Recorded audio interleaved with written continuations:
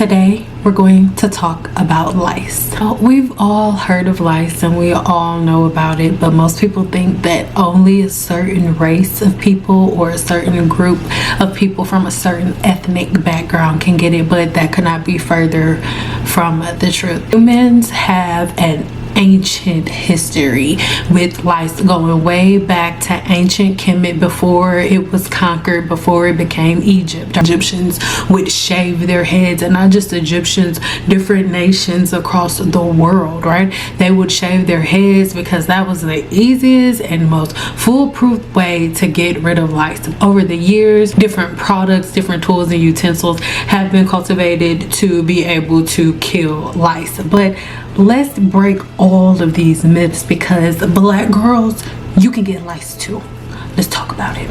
Lice are very small parasitic insects that feed off of your scalp. And we talked about Demodex mites in this video here. Demodex mites, they go into the hair's follicle and they feed off of your natural sebum, mating on your scalp when you go to sleep, and having their babies within your hair's follicle. But when we're talking about lice, lice are not interested in your natural oils or anything like that. They are there for your blood, and when you see them up close under a microscope, you can even see the blood like in their stomach, because that's what they're there for. Now, lice are transferred from person to person contact, right? They don't jump or anything like that. But if kids, for example, are in school, most kids don't really have personal boundaries and stuff like that. They're kids, right? So that's why most of the time when you go to when your kid goes to daycare and things of that nature, normally they end up coming home with lice, depending on what daycare they're at. But let's keep going. All animals have their own version of lice, but humans have their very own specific form of lice, and this is the name here. Now, although the most common places that lice is spread is in schools with children, a lot of times they are also transferred from clothing or from combs and brushes that have lice in them. That is why in hair salons and things of that nature, we have a certain process for sanitation. It's funny because in the state of Nevada, at least, whenever you renew your license, they are barely reminding you of anything that has to do with you doing hair. It is all about sanitation. It's that important to kill these little critters. Now, it's less common to get lice from combs and brushes and clips and things of that nature, because they can only live for a small period of time outside of the body. It is a parasite that needs you.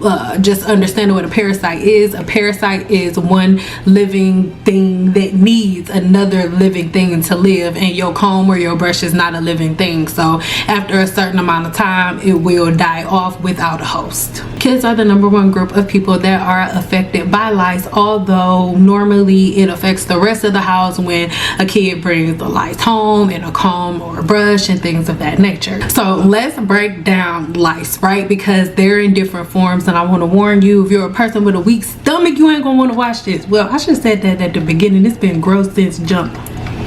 First come the little white eggs. Now, at one point, you will only have like a handful of lice on your scalp at one time, but when they be pregnant, girl, it ain't 10 months like us, right?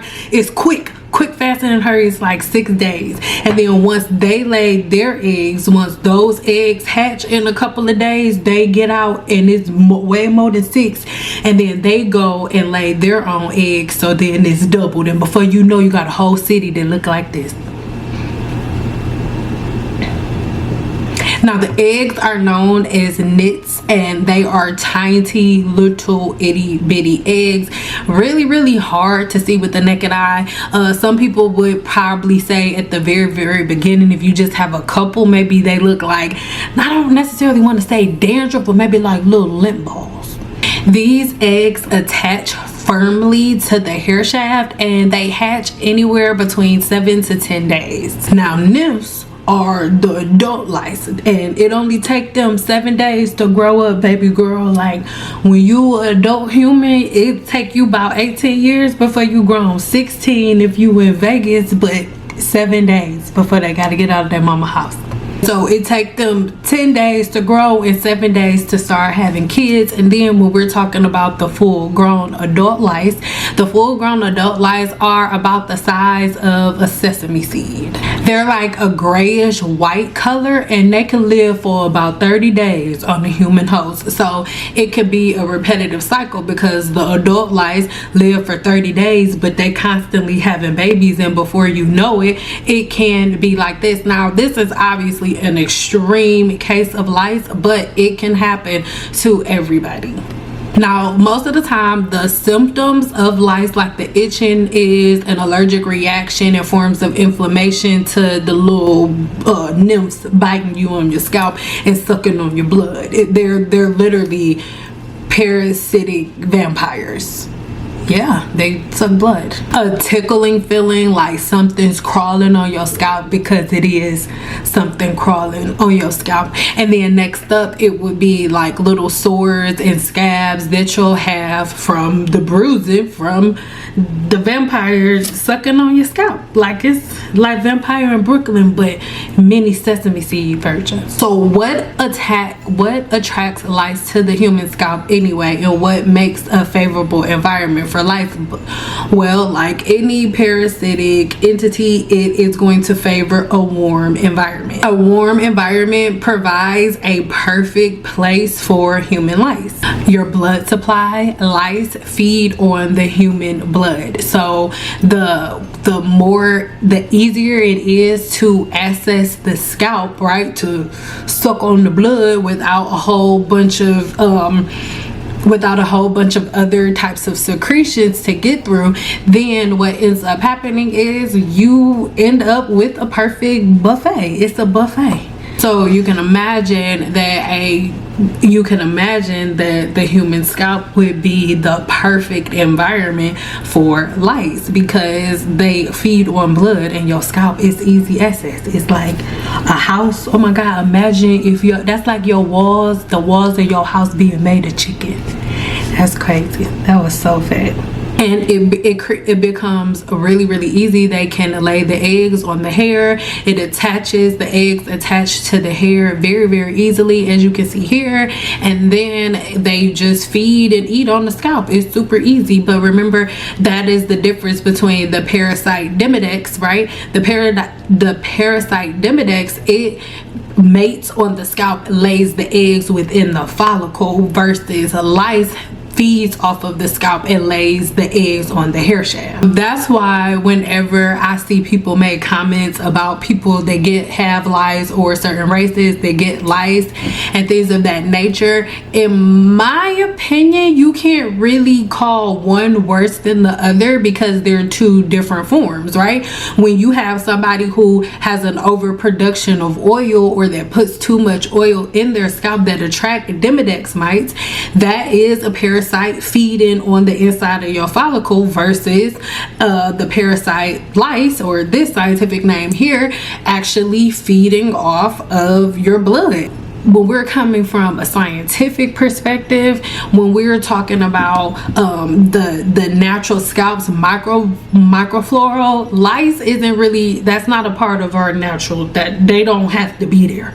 But when we're talking about Demodex mites are a part of your body's natural flora. So that is something that you have to keep under control.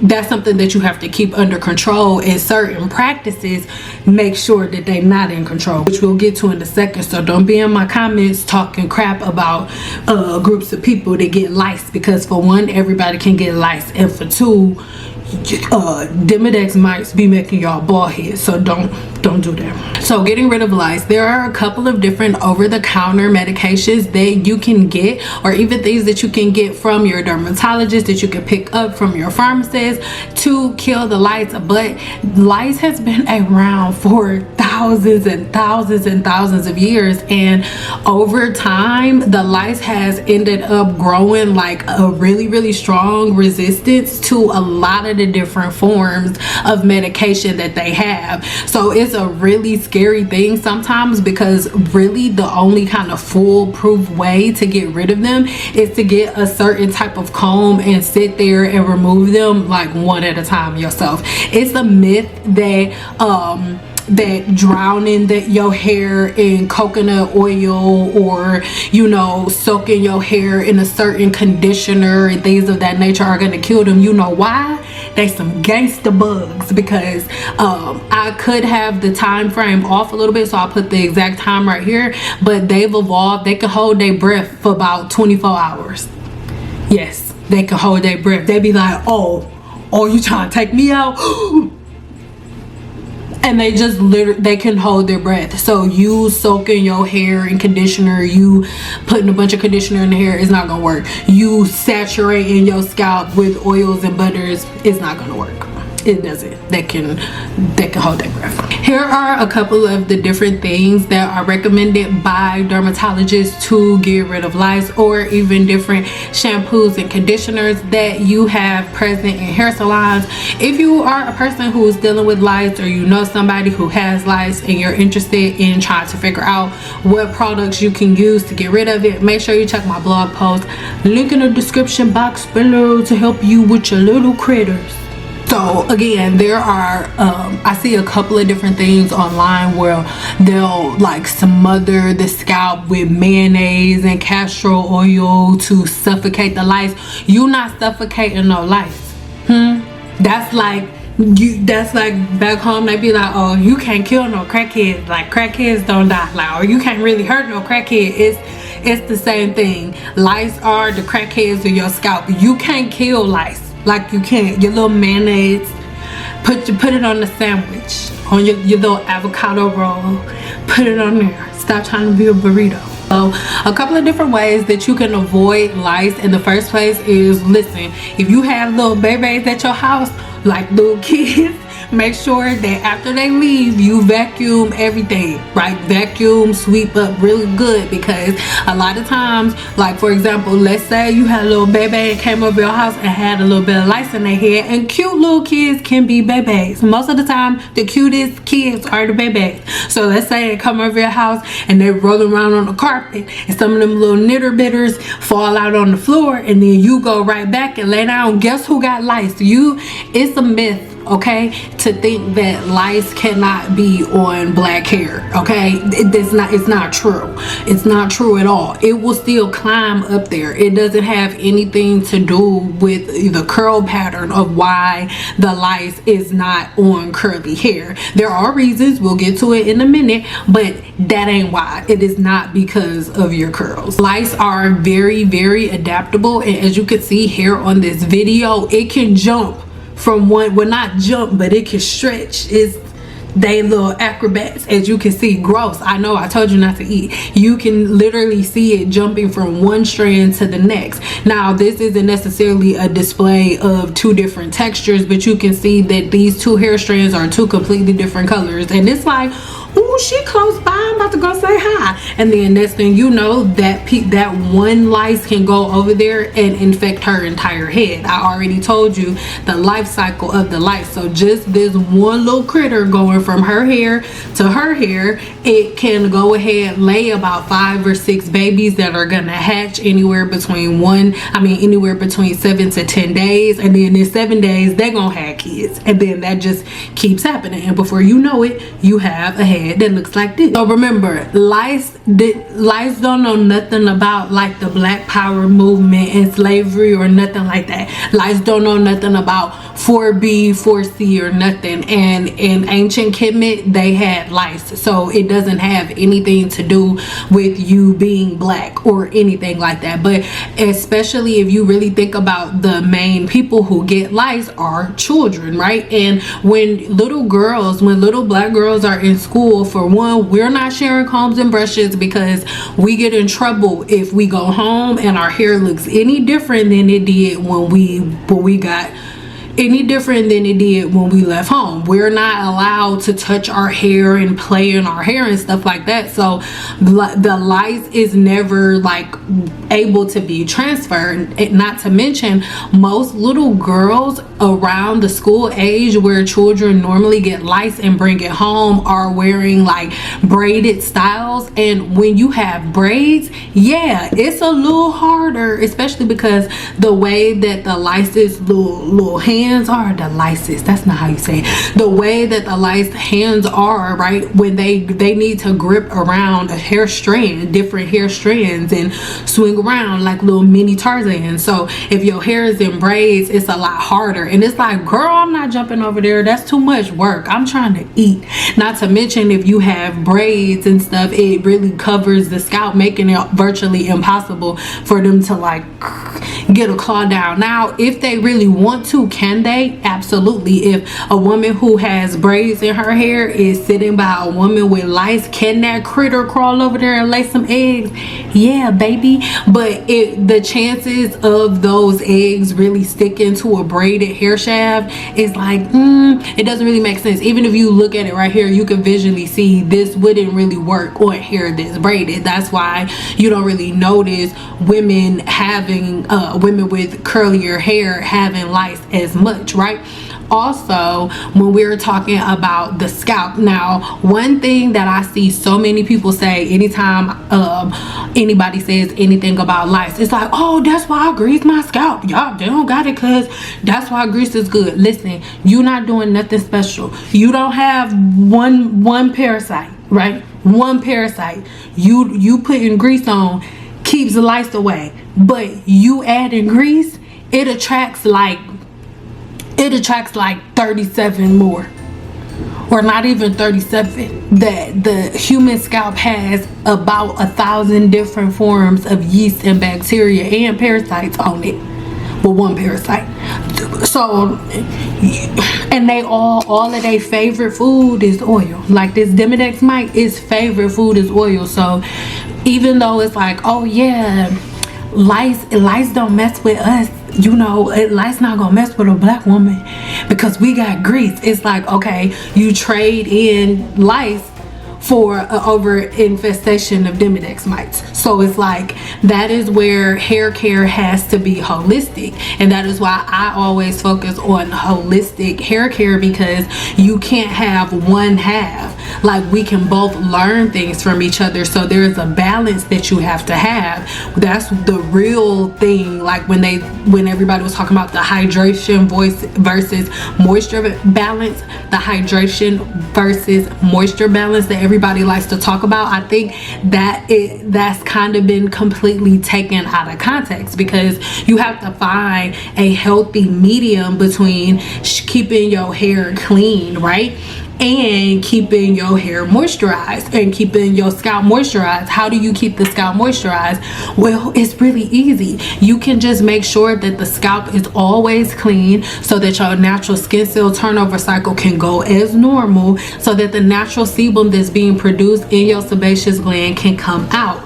Demodex mites are always going to be there. In my opinion, God put them there to help us, so that way we don't become overran with sebum, because stress, anything can cause an overproduction of sebum. And I think God's like, they're gonna be stressed about stuff, so let me get them little critters to help out, right?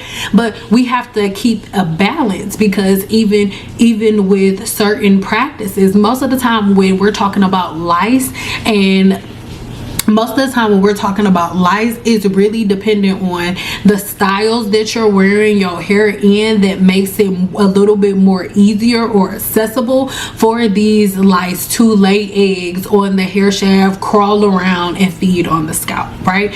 Even though oils and butters and grease, you know, aren't the most favorable environment for lice, girl, they will still filter through. It's not like, oh my God, it's grease, don't go over there. It's not like that. They will still suck on your scalp. But most of the time, most people with curly hair aren't really in environments where you get lice. And most of the time, again, the majority of the people who have lice are children, and it goes from their kids to home, but when we look at the practices of our kids and their hair and the way that they're wearing their hair at school and their practices, right, is really going to be a little marginalized a little bit, just depending on the lifestyles and the patterns of certain groups. But it doesn't have anything to do with, oh, just because your hair is curly the lice can't climb. Girl, this little critter will reach the hell over there.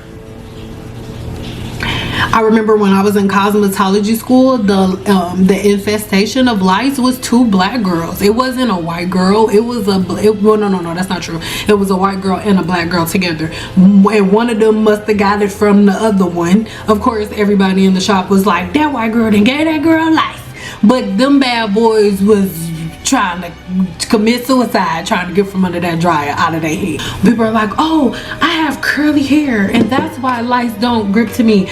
Lice don't need to crawl up and down your whole hair shaft. Their focus is on the scalp. So the rate in which your hair curls up has nothing to do with them getting to your scalp, girl. Now when we're talking about why you don't really see lice on black hair as much, we don't